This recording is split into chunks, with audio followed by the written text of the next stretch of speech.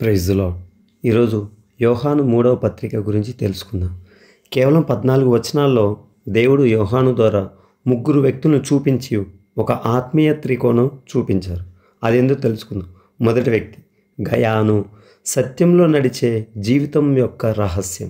2 దియోత్రెఫే, అహంకారంలో పడిన వ్యక్తి. 3 దెమెత్రియు, సత్యానికి సాక్ష్యం ఇచ్చినవాడు. దేవుడు మన ఆత్మీయ స్థితి, మన ఆత్మీయ నడక, మన సేవా విధానం ఏ విధంగా ఉందో మనకు తెలియజేసే గ్రంథం ఈ యోహాను 3వ గ్రంథం. 2వ వచనం చూసినట్లయితే, ప్రియుడా, నీ ఆత్మ వర్ధిల్చున్న ప్రకారం నీవు అన్ని విషయంలో వర్ధిల్లుము. అంటే యోహాను చెప్తున్నారు, నువ్వు ఆత్మ వర్ధిల్లుతున్నట్లయితే ఆటోమేటిక్గా మనకు కావాల్సిన విషయాలు, అంటే ఈ లోక సంబంధమైనవన్నీ నువ్వు ఆశీర్వాదం పొందుకుంటావని తెలియజేస్తున్నాను. మరి గయాను వాటిని పొందుకోవడానికి గల కారణం ఏంటంటే, అతను సత్య ప్రవర్తన కలిగిన వ్యక్తి.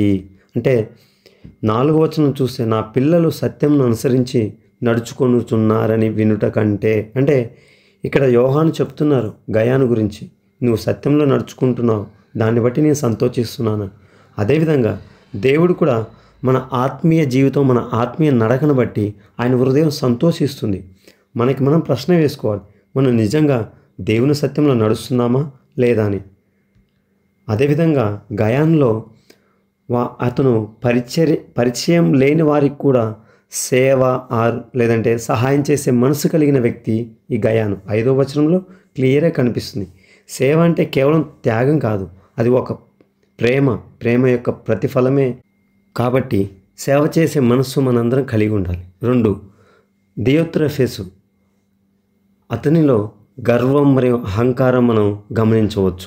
9వ వచనంలో, ప్రధానత్వం కోరుకునుచున్న దియోత్రెఫే మమ్మల్ని అంగీకరించట్లేదు. అంటే అతని హృదయం దేవుని చిత్తానికి విరుద్ధమైంది. అధికారాన్ని తనకే కావాలని దక్కించుకుని అడ్డుకునే వ్యక్తి. దేవుడు అధికారాన్ని ప్రేమించే వారికి కాదు, ఆయన సన్నిధిని గౌరవించే వారిలో ఎందుకుంటాడు. అంటే చెడు కార్యాలు విడిచి మంచి కార్యం చేసేవారు, మేలు చేసేవారు, మంచి జీవితాన్ని జీవించేవారు అధికారంలో ఉంటారు, అధికారాన్ని పొందుకుంటారు. అలాంటి వారికే దేవుడు అధికారాన్ని ఇస్తాడు. మరి మన హృదయంలో దియోత్రెఫెసు ఉన్నాడా లేడా అనేది మనం ప్రశ్న వేసుకోవాలి. 3 దెమెత్రియు, మంచి సాక్ష్యం కలిగిన వ్యక్తి దెమెత్రియు. అందరి వలనను సాక్ష్యము వలనను మంచి సాక్ష్యం పొందినవాడు అని వాక్యంలో రాయబడింది. 12వ వచనం చూస్తే అక్కడ మనం గమనించాల్సింది ఏంటంటే, సత్యము కూడా దెమెత్రియు గురించి సాక్ష్యం ఇచ్చుతున్నది. కాబట్టి ఆ సత్యము ఏ విధంగా ఇది సాక్ష్యం ఇస్తుందో దేన్ని బట్టి ఇస్తుంది. దెమెత్రియు యొక్క జీవితం ఆదర్శంగా ఉంది. దేవుని వాక్యానికి అనుగుణంగా ఉండే జీవితం జీవించాడు ఈ దెమెత్రియు. కాబట్టి ఫైనల్గా మనం నేర్చుకోవాల్సింది ఏంటి, 14 వచనాల్లో అని గమనిస్తే, మనం సత్యంలో నడవాలి. అప్పుడు దేవుడు మనకు తోడుగా ఉంటారు.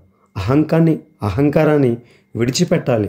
దేవునికి ఇష్టం లేదు కనుక, అంటే వాక్యానుసారమైన జీవితం జీవిస్తూ దేవుడు మనపై సాక్ష్యం ఇచ్చే రీతిగా మన బ్రతుకులు బ్రతకాలి. అట్టి విధంగా దేవుడు ఆశీర్వదించునుగాక. ఆమేన్.